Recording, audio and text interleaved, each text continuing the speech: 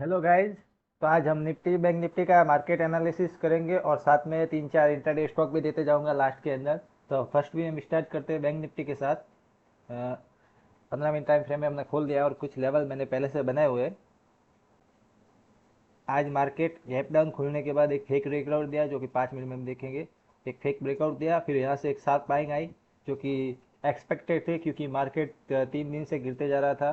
तो आज एक थोड़ी सी बाइंग आनी थी। बाइंग आने के बाद एक रेजिस्टेंस एरिया से वापस एक नीचे आके एक डूजी टाइप का मार्केट वॉलेटाइल में क्लोज हो गया है।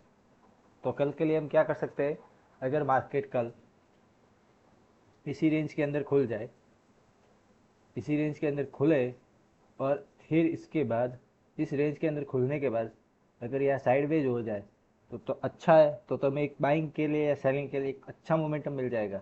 और अगर कल सुबह सुबह ये लेवल ब्रेक करे तो आप यहाँ पे मत एंट्री लीजिएगा। एंट्री लेना 33,600 के बाद। जब ये लेवल ब्रेक हो तो हम यहाँ एंट्री लेंगे और पहला टारगेट हमारा होगा 33,723 का, जो कि प्रीवियस डे हाई है जहाँ से एक बड़ी रेड कैंडल बनी थी। यहाँ पे हम प्राइस एक्शन देखेंगे। प्राइस एक्शन अगर यहाँ पे कोई रिजेक्शन कैंडल मिलती है तो हम यहाँ पे एग्जिट कर देंगे। और अगर ये लेवल ब्रेकआउट हो जाता है, ये लेवल ब्रेकआउट हो जाता है तो हमारा टारगेट बनेगा 34,000 का, जो कि अराउंड यहाँ से 400 पॉइंट का टारगेट बनेगा, जो कि एक बहुत बड़ा टारगेट है। उसके बाद अगर यहाँ पे एक पुल बैक मिलता है, ये यहाँ पे जाने के बाद यहाँ साइडवेज होता है या पुल बैक मिलता है, तो फिर से यहाँ पे प्रॉफिट बुक करने के बाद एक पुल बैक में हम वापस एंट्री लेंगे और हमारा फाइनल टारगेट हो जाएगा 34,200 से लेकर गैप फिल तक का। ये था कल के लिए मार्केट बाइंग के साइड। और अगर मार्केट इसी जोन के अंदर खुलने के बाद आज का लास्ट स्विंग जो ब्रेक कर दे रहा है 33,200 का, तो हम एक 3300 तक की सेलिंग देखेंगे। और अगर 3300 भी ब्रेक कर दे रहा है तो मार्केट यहाँ से 500 पॉइंट मूव कर सकता है। थोड़ा स्लो एंड स्टी आएगा पर आ सकता है। तो कल के लिए मार्केट पे नज़र रखिएगा किस साइड ब्रेक करता है। और अगर बड़ा गैप अप या गैप डाउन खुल जाए तो पहले प्राइस एक्शन देखना फिर ही ट्रेड करना। अगर यहाँ कहीं खुल रहा है तो यहाँ पे एक नेगेटिव कैंडल के बाद एक थोड़ा सा रिटेस्ट देने देना, या रिटेस्ट दे तो एक फिर एक सेलिंग एंट्री लेना। और अगर गैप अप खुल रहा है बहुत बड़ा यहाँ कहीं, तो यहाँ पे एक प्राइस एक्शन बने देना, यहाँ जाएगा फिर एक नीचे आएगा, फिर नीचे आके जब इसको ब्रेक करे तो यहाँ एंट्री लेना और 34,000 का टारगेट लेना। अब आते हैं निफ्टी की तरफ।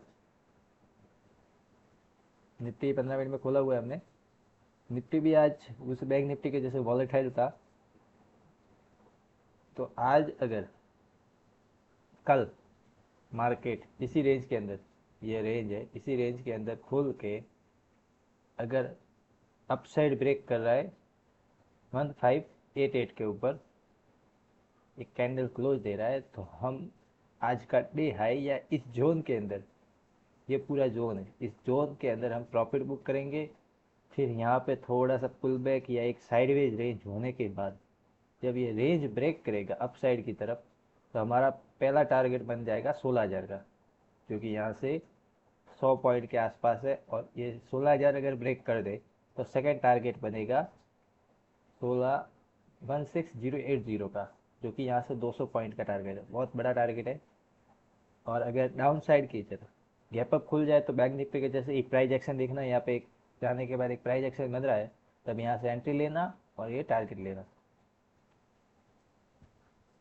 और अगर डाउन साइड आ रहा है और डाउन साइड आने के बाद यहाँ कहीं कैंडल क्लोज कर दे रहा है, तो हम पहला टारगेट लेंगे 15,585 का।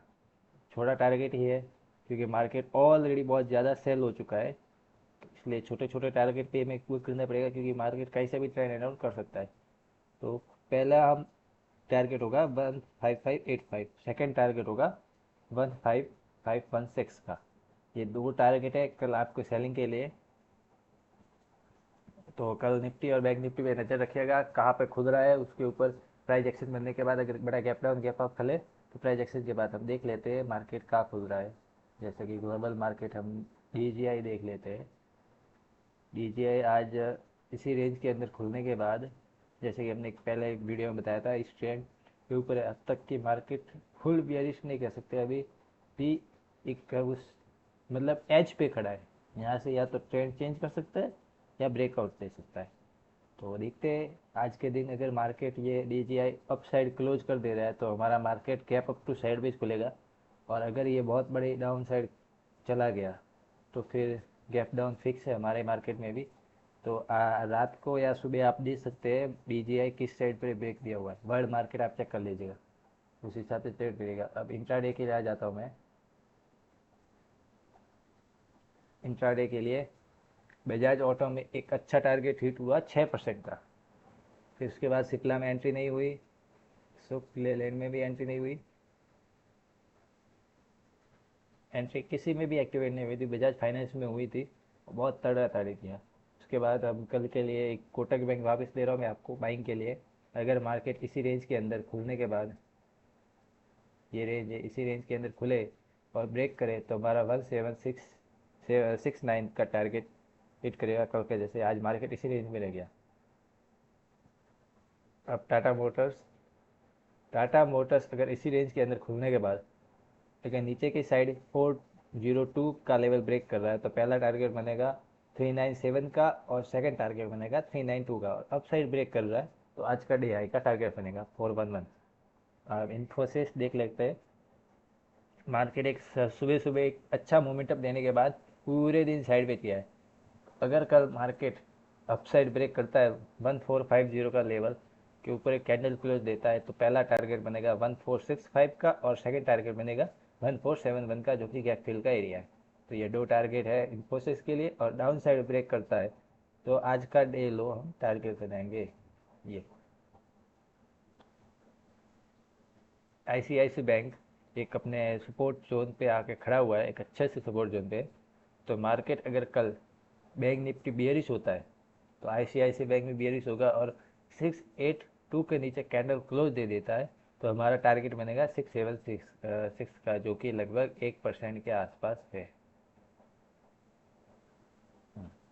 1% के आसपास है। तो ये थे इंट्राडे स्टॉक्स। और अगर आपको वीडियो पसंद आई हो तो चैनल को सब्सक्राइब करें और वीडियो को लाइक करें और अपने फ्रेंड के साथ शेयर करें।